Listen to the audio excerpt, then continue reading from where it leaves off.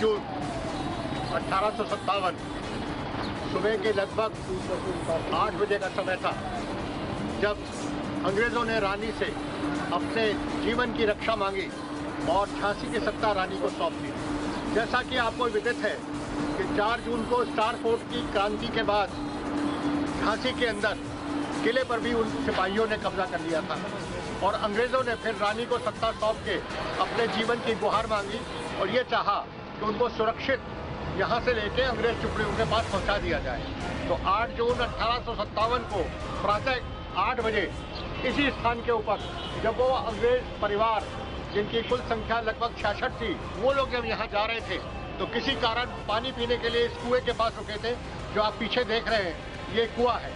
और इस स्थान पर जब वो रुके और जो उनके साथ के रक्षक सिपाही थे वो पानी निकालने के लिए बर्तन ढूंढने के लिए आसपास गए, तब तक किसी और लोगों ने षड्यंत्र रूप में आकर इन 66 अंग्रेज परिवारों को, अंग्रेज अधिकारियों को कत्ल करके इसी कुएं में डाल दिया था। उनके टुकड़े इसमें डाल दिए गए और बाद में इसका आरोप रानी के ऊपर झूठा लगाया गया कि रानी ने धोखा करके अंग्रेजों को कत्ल किया।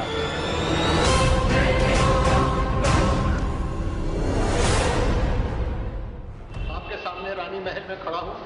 और उस घटना के बारे में आपको विवरण देने जा रहा हूं जिसे सुन के आप रोमांचित हो जाएंगे। 1853 में गंगाधर राव नवंबर माह की 21 तारीख को स्वर्गवासी हो गए और उसके बाद अंग्रेजों ने एक षड्यंत्र रूप में एक आदेश जारी किया जिसको डॉक्ट्राइन ऑफ लैप्स कहा, जिसके अंदर आदेश में अगर कोई कमी हो तो वो उस राज्य को अपने में मिला सकते हैं। मेजर एलिस ने उस काले अध्यादेश को की कॉपी प्रति यहाँ पर आदेश जब रानी को दिया कि आपको अपदस्थ करके अंग्रेज हुकूमत झांसी राज्य को अपने में मिला रही है, तो रानी को एक बहुत गुस्सा आया और उन्होंने पलटकर अपनी तलवार से इतनी जोर से इस पर प्रहार किया कि ये पत्थर का खंभा उस तलवार के उससे टूट गया और ये धार जो निशान आप देख रहे हैं उस तलवार का निशान है जिसके कारण ये खंभा टूटा था।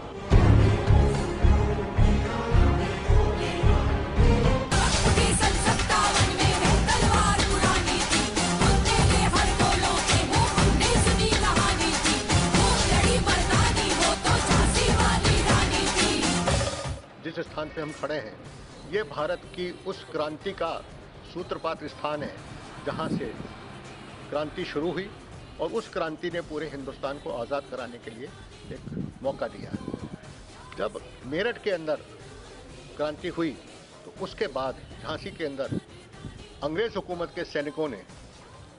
स्वराज के लिए एक क्रांति भावना पैदा हुई और वो अपनी तोपों के साथ इस स्थान से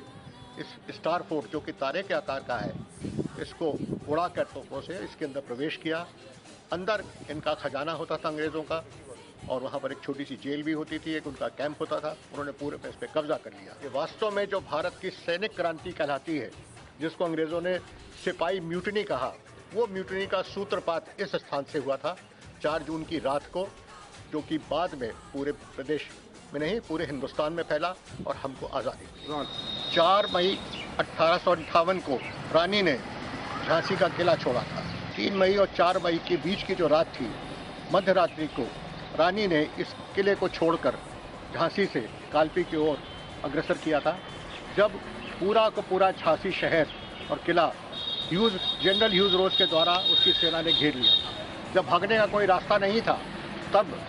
इत्तेफाक से अंग्रेज़ों की बमबारी के द्वारा